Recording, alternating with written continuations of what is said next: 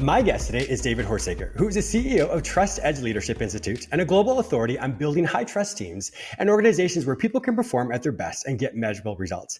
David is the trust expert in residence at High Point University, inventor of the Enterprise Trust Index, director of global study, The Trust Outlook, and Wall Street Journal's best-selling author of The Trust Edge and The Daily Edge. In today's episode, David and I talk about his latest bestseller, Trusted Leader, 8 Pillars That Drive Results. This book gives you a roadmap on how to become the most trusted expert in your industry. Welcome to my show, David. James, thank you so much. It's a treat and privilege to be here. I am honored. Just reading all that information, I was like, oh my God, he has so much information. So I can't wait for you to share all that with us. Now, how did you become this expert in trust? Basically, I was asked to do some leadership work way back in my 20s. I got invited to speak at the U.S. And teach at the U.S. Coast Guard Academy. Some different things happened. Wow. And basically, I had this epiphany actually before the research, just seeing how actually the issue they think they have is a leadership issue, but it's not. People aren't following them because they don't trust them. People aren't buying. They think they got a sales issue. It's not. They're not buying because they don't trust them. Yeah. They got an innovation issue. Well, they're not innovating because people don't trust each other and don't share ideas. So intuitively, at first, I started to see, it's a trust issue. And then I started thinking, well, people pay more for the trusted brand. They follow the trusted leader. They buy from the trusted salesperson. There's a whole lot about trust, from trusting ourselves to a host of things. So that led to my grad work that became interesting to people more known than me at the time, for sure. And that became, then the Wall Street Journal bestseller. Then we used it in companies. The first company we did kind of significant work in, they said in 9 months they saved $2 to $4 million in attrition costs because they increased trust. And we had a Fortune 50 company that said they gained $1 billion business unit, gained about, they said 11% market share. We had somebody... They also gave you a cut of that as well. Right, they did. Well, I had people say even in those early years, I had people say they tripled sales in 90 days using one of our concepts, and I had people say it saved their marriage. So along the way, of course, it changed me, my leadership, the way I parent, my husband, father, friend. So that was part of the trust journey. Was I was interested in leadership and personal development, but I started to see it as a trust issue, and that really, really changed things. And certainly now I believe trust is always the leading indicator. Everything else lags. Sure. Wow. And I can definitely hear that, because when you and I were talking to the pre-call, we were really conceptualizing on how that really makes sense. I think you even said even if a child doesn't do well at school per se, perhaps it's its inability to really trust the teacher. And so it really is kind of in all areas of one's life. Wow. No. I was reading more about your book, and we'll jump to that in just a second. But I know with the 8 pillars of trust itself, how did you even come up with that? Well, that was in my grad work. The first finding was how a lack of trust, a big finding at the time. Now people are talking about trust with and without research, but back then, I think 20 years ago, very few people were looking at trust in leadership or anything. A little bit of psychology stuff or counseling stuff, but not really in business leadership transformation. Exactly. And so my first kind of unique finding was how a lack of trust is the biggest expense, biggest cost, affects the bottom line more than anything, is always the root cause. Most people aren't solving the root cause, at least in business and leadership. They call it all these other issues: engagement, net promoter score. You don't get into higher net promoter score without increasing trust. You don't get more engagement without increasing trust, whatever. So that was a big finding, how a lack of trust really is the biggest cost in organizations. And that side you can simply think quickly about without the research. Just think of a lock. A lock is a symbol of a lack of trust. And the only reason I put one on anything is because I don't trust you. So what's the cost? Well, I got to buy the lock. That's money. But the big cost is time. Now I got to open it. So that was that. Then the efficacy aspect of it. Right. So then that begged the second question. Well, how do you actually build trust? Is it what everybody thinks?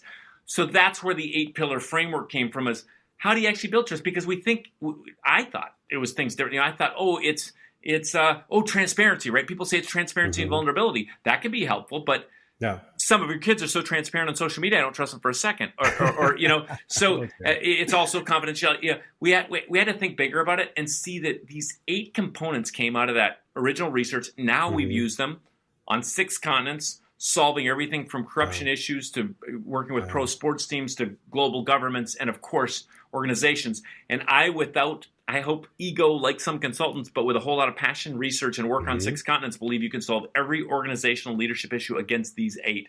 But the 8 originally came from that research, and then the fun is applied research. We're using this in everything from some of the biggest, Toyota and Zoom and Walmart and Penn State and University of Nebraska and MIT, whatever, so. I really love how obviously you have the passion for it, but just even how you took it from an industrial standpoint, a leadership aspect of it, but also you link together the psychology of it. The psychology of anything really is, why do we do what we do?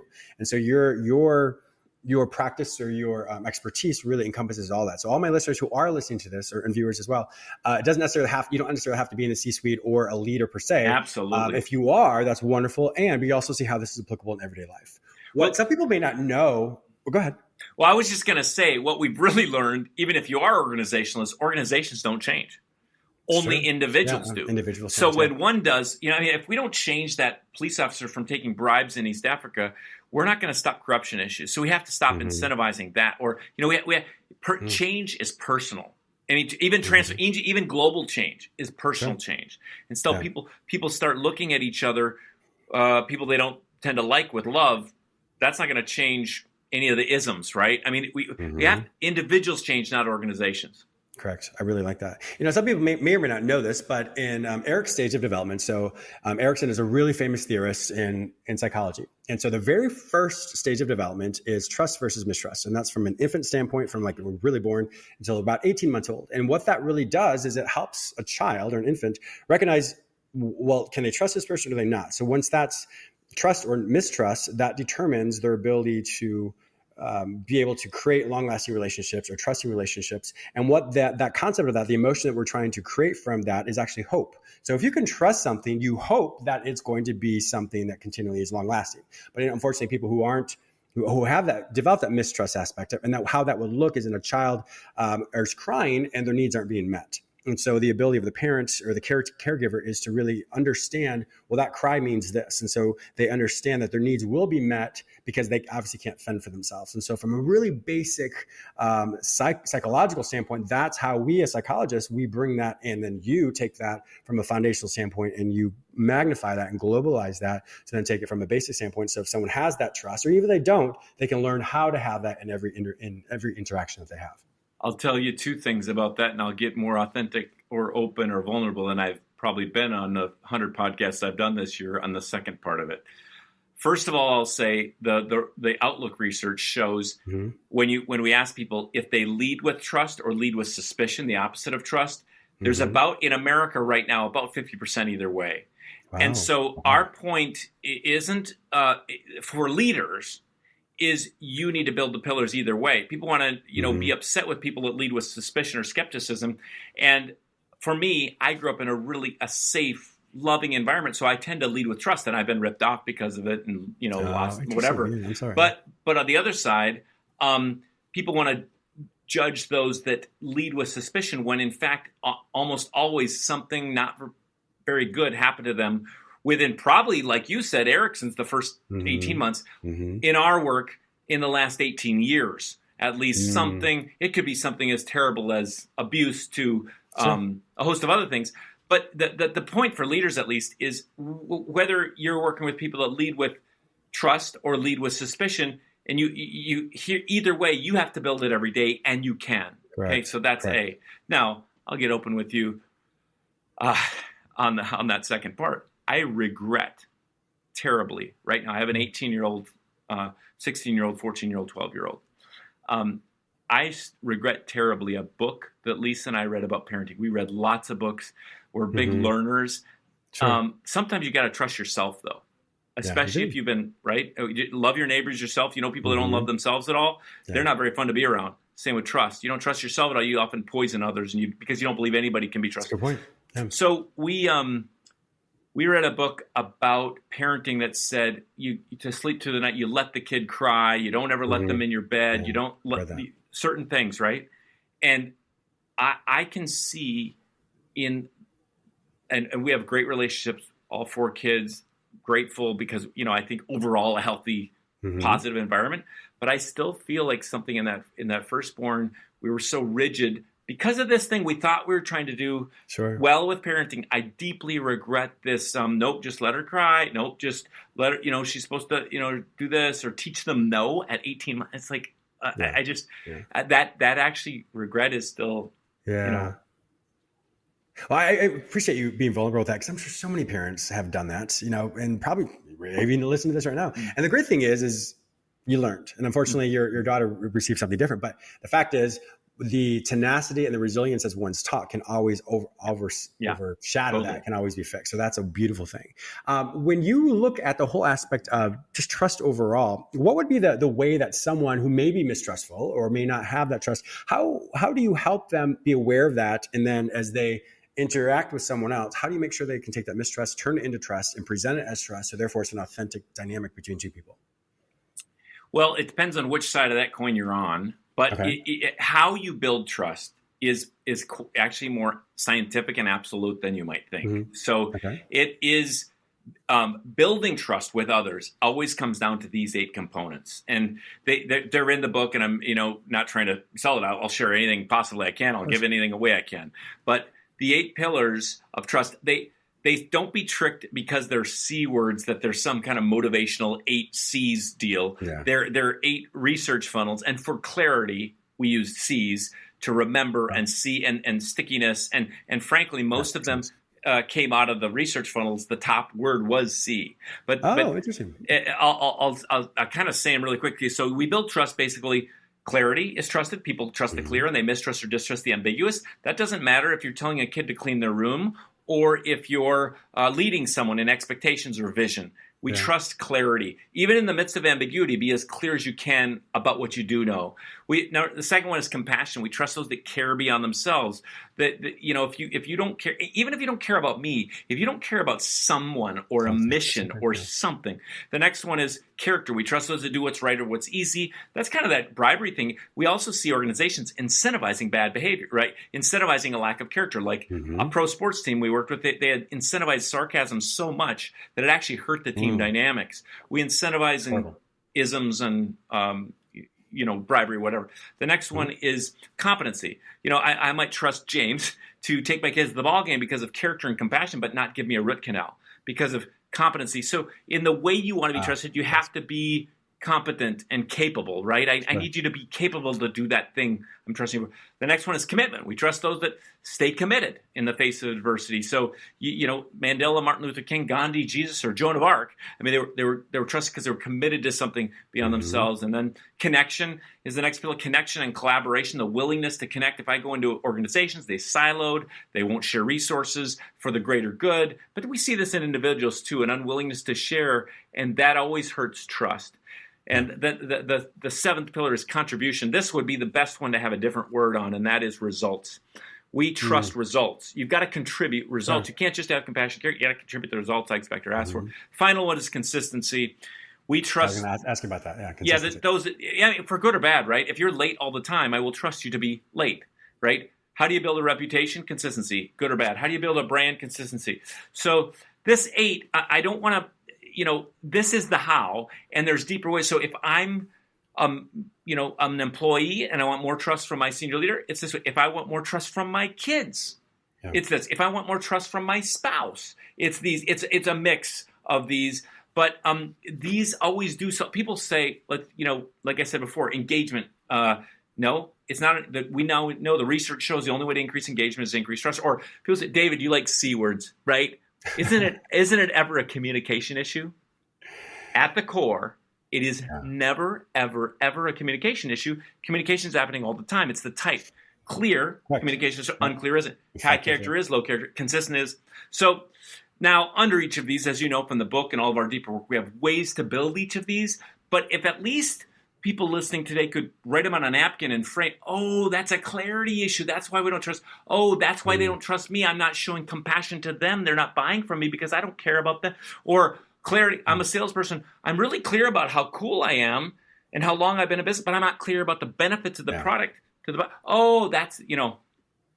My dad used to tell me we judge others by their behaviors, but we judge ourselves by our intentions. And so a lot of that, it just goes to the authenticity and the presentation and understanding that, I may have great intentions, but if my presentation is not being congruent with my intention and my behavior is totally different, then there's a huge disconnect. So these words, by the way, that you just used are really good. Like I think you earlier said empathy and just said authenticity. Those actually fit under the pillars. So we have like steps or acronyms like compassion. Four of the core ways we show compassion, at least in the workplace, are the laws of compassion. We say, listen, appreciate people. W, wake up. Laws, LAW, wake up and be present. That's really about being present. S, serving selflessly. So authenticity and empathy would be keys to, we put authenticity under the character pillar, empathy under the compassion pillar. But see, some of these other words, you'll find a place for them in this framework. So, the C word is meant to represent a research funnel, but it's, the funnel is totally so powerful, but you might use some words that you used and some of the Erickson work and everything else that fit there, help us understand language, how I build trust. Yeah. Correct. Now, people, when they read your book and they look at these eight pillars, how do they, because not everyone's going to have the book all the time. Yeah. What would be a way that someone can just start to remember this, or just maybe pull out some of those C words to be able to say, okay, let me at least look at this, clarity, consistency. What's a way that they can, a quick application that people can start to remember this? Well, you also asked something earlier that I jumped over, and you asked, how do you judge it? So we do have measurement tools. We're happy to give someone for free a self-assessment or the trust diagnostic. We have Enterprise Trust Index. We're doing consulting in massive organizations. But you could get, if people let us know, we could we have trusted certified coaches if you want help. But also I could give you like self-assessment or a trust diagnostic, so you can kind of think through them, like, oh, how am I doing on this or that, or that's why I'm not trusted, because a few questions under each of those would reveal it. Outside of that, I like the two you started with, the top pillar and bottom pillar. They're not importance, but the first pillar and last pillar, and just saying, is there any lack of clarity here, or is there any are we inconsistent in any way here? Those two, but you could look at all of them, that we have questions for each one. So like under character, we ask three key questions. One, would you follow you? Like, would you buy from you? That's a great question. Yeah. Number two would be, do you have decision-making values? A lot of people have values, mission, vision, but they don't have values they make every decision by. I tell a couple stories in both of the books about this process that changed the congruency and character of a leader and made them much more trusted. Is powerful. Interesting. And the third question is there any way in yourself, in your family, in your team, and in your company that you're incentivizing a lack of character that you say you want to have? Sure. So that can go from macro, incentivizing bribery, when we want a higher GDP in Kenya and we want these things to happen, but we won't get it unless we stop bribing. It could go all the way to what happened at Wells Fargo when they were incentivizing salespeople in a certain way, and they lost billions later, but the incentive was against their values. To like I said before, incentivizing sarcasm or incentivizing laughter at certain jokes or whatever, right? Correct. And just even thinking about that, going back to the whole clarity aspect of it, that's one thing when I do couples counseling, I work with individuals, you always want to, before you react, so if you have a spike of something, you always want to ask, can you tell me more about that? Can you be more clear on that before, all hell breaks loose? But tell me more. That's a killer line. Tell me more. Please tell me more. I need to know more. But that's so true. And I really like to see the whole aspect of the incentivizing. So just basically reinforcing. So, even for a child or any of our friends or people in relationships if they say something and we don't give them any response, well, then we're incentivizing them to find something so that they can get a response from us. And so if, for a child, if I'm not giving them praise, so then they will want some interaction with me. So of course they will act out. So now I'm giving them that interaction. So I'm incentivizing that negative behavior. And that could be anything at all, from when it comes to performance improvement plans. It can be from anything in the organization itself, that you as a person always have to be mindful, because you're always incentivizing something. And so to be true and aware of what that is allows you to be a healthier, more authentic person, more transparent, more consistent. And that allows your individuals and people with whom you work to know that you are always going to respond this way, because for one, you're in the moment. You have that ability to really be present. And in that's how, in my opinion, and you're the expert here, in my opinion, that's how one's trust level increases. And then we have the ripple effect or the cascade effect when that trickles down to everybody else, because now everybody else is starting to incentivize that which you incentivize. I agree with that completely. And maybe something here, and I know we're getting a lot in a short time, but how do I trust myself more? Well, this fits under the commitment pillar, and that is the same way we rebuild trust. Many people think they rebuild trust with the apology. It's totally not true. You never rebuild trust with the apology. Doesn't mean you don't need to apologize. We've all made mistakes. That opens communication. But the only way to rebuild trust, it turns out, is to make and keep a new commitment.